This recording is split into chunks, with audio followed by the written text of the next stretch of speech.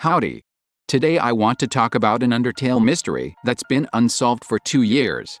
A tale of version-exclusive content, little-known Easter eggs, and the craziest RNG manipulation I have ever seen. This is the story of Undertale's Unplugged controller Easter egg. Before we get started, spoilers for Undertale in Deltarune. Don't hassle people for using text-to-speech, and be nice to your fellow theorists when you disagree in the comments. Despite claims to the contrary, every time Toby Fox re-releases Undertale for a new console, he adds just a little bit of new content, usually located in the dog shrine found just below Papyrus's sink. Depending on the version, this area often contains silly little references, sneaky little lore nuggets, and even an entirely new boss fight, with unique mechanics for the Switch version. But as many of you may know, these are not the only places to find version-exclusive secrets. One of the more famous examples is Clam Girl in Waterfall, who tells the player that they should try to meet someone named Susie, and the Switch-exclusive Easter egg in which she turns gray tells us that the time we may meet is fast approaching and disappears with the Mysteryman sound effect. But did you know, there's another secret exclusive to the Xbox version that only triggers when you unplug your controller? At first it seems innocuous enough, just a little message politely asking the player to reconnect their controller. But if you do it repeatedly, the message will change, mocking the player by claiming that doing so seems to be your thing. If you keep trying this, sometimes you can get funny little jokes, like this one, which reads, "No controlli is cannoli." A silly little play on words comparing your controller to an Italian pastry, which seems very much like the sort of joke Papyrus might make during one of his phone calls.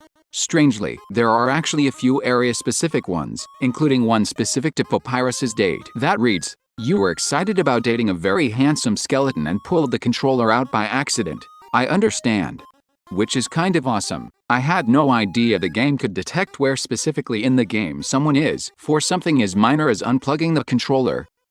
Things get extra terrifying if you unplug it during the Flowey fight, as the screen now contains a sinister countdown timer and a message demanding the player reconnect it before it reaches 0 and their data is erased.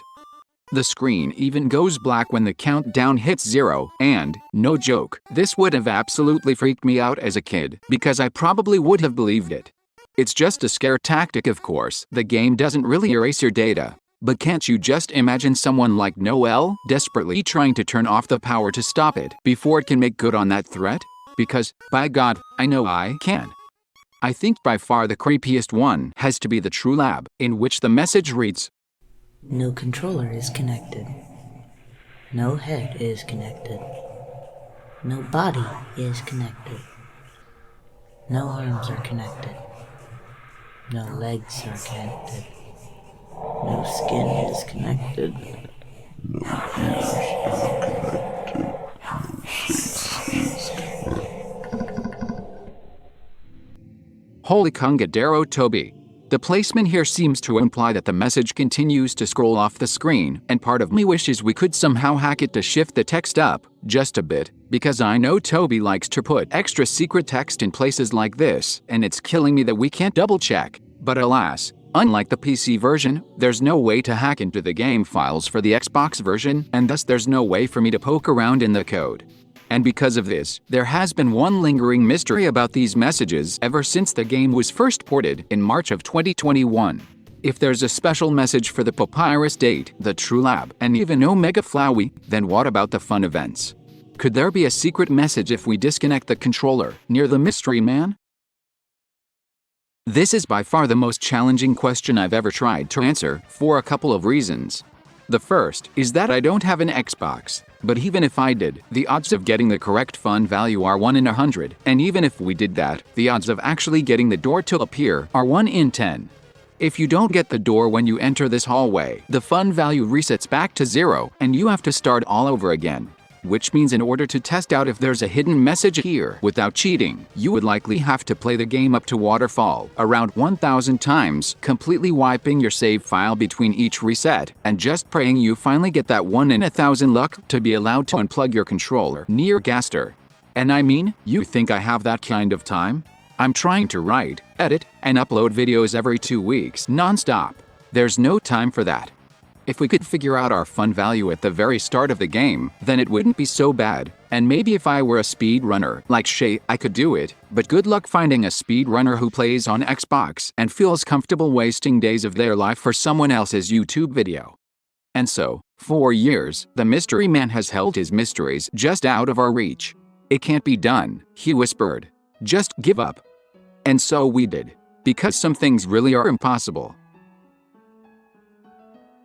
Or, are they? Well, while it does seem to be impossible to decompile the Xbox version of Undertale, at least here in 2023, we do have the next best thing, which is decompiling the root code for Game Maker. So theoretically, if we can reverse engineer the machine that Undertale is built from, maybe, just maybe, there might be a way.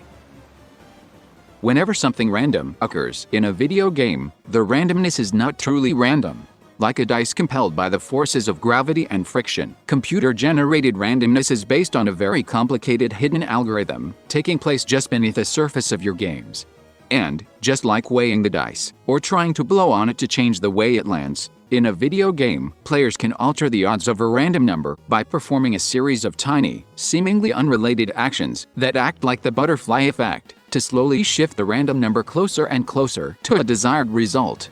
This concept is called RNG manipulation, and it has been used throughout gaming history to obtain rare Pokémon, items, and most famously, faster times in speedruns. If only there was some way to manipulate the RNG in Undertale to get the fun value we desired. Oh hey, someone named Colinator27 just kinda made a tool for that already. Yoink. Special thanks to our resident coding expert, Space Core, for research, footage, and everything I'm about to say, because, and this is just a reminder, but I am not a coder, okay? So all that said, how does this work? Well, basically, you know how the letters on this naming screen shake? Apparently, by analyzing those wibbles and wobbles, using a bunch of very scary math, and then accounting for the number of frames between the last wobble and the moment we start the game, we can learn what our current RNG seed is and thus find our current fun value, thus allowing us to keep resetting the game right here at the start until we have the fun value we desire. And then, since our fun value doesn't change at all after the naming screen, we just need to get to the save point near the crystallized cheese room in Waterfall.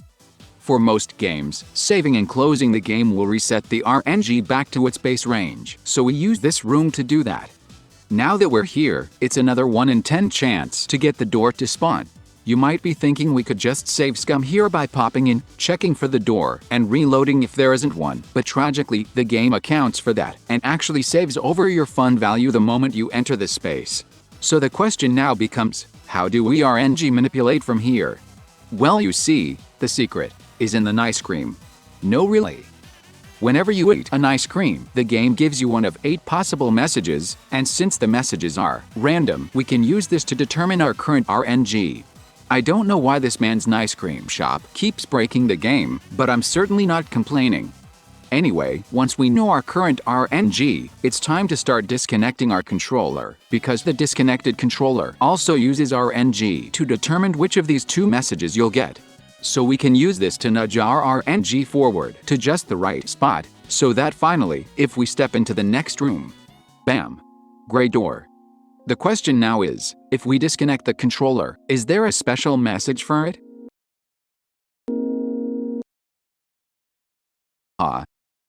What about inside the room?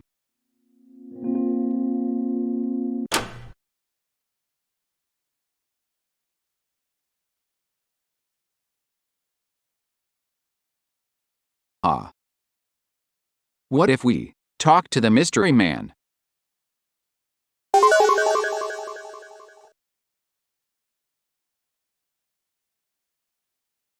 Nope. I would say I'm disappointed, but honestly I'm kind of relieved. Can you imagine if Toby put this super crazy, cool Easter egg that was basically impossible for anyone to ever access unless they did a really specific obscure thing on a version-exclusive copy of Undertale? That would be the actual worst. Thank goodness he had the mercy to spare us from that. Thank you once again to Gibby for providing the voice work and to Space Core for all the incredible work in both solving this mystery and providing the knowledge and assets required to make this video. Seriously, none of this would be possible without them.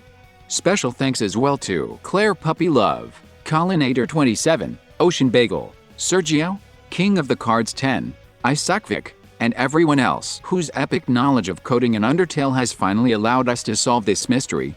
We tested some of the other fun events as well, just to be sure, but it really does seem like these are the only messages hidden in the Xbox controllers. Breaking news. Remember how I said that TrueLab text seems to scroll off screen, but that there's no way to check it? Well, that got me thinking, what if we try it in Japanese? So, we did that, and it turns out, yes, there is more text scrolling off the screen.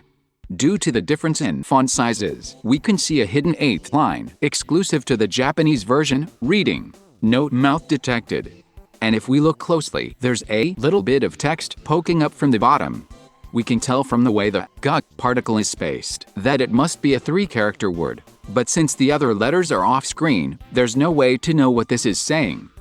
Although, since none of these letters are clipping up into the screen, I guess we could, theoretically, use this to eliminate any characters that are tall enough to clip up from above, and then try to guess the word based on the few characters that remain. But, I am not that familiar with Japanese body parts, so, the best I can do with this is maybe, Koyubi? Little finger? If you can think of any more Japanese body parts that might fit the bill, let me know down in the comments. That said, I'll be sure to leave links to everything we spoke of so you can try it out for yourself. And until next time. Don't forget to like and subscribe for more Hyperlink Blocked.